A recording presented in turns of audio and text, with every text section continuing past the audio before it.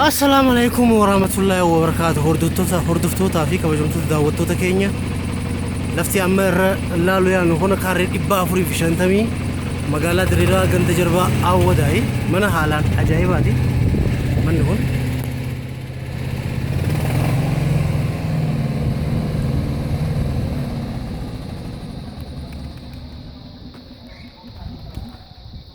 mana haalee baay'ee ajaa'ibaati.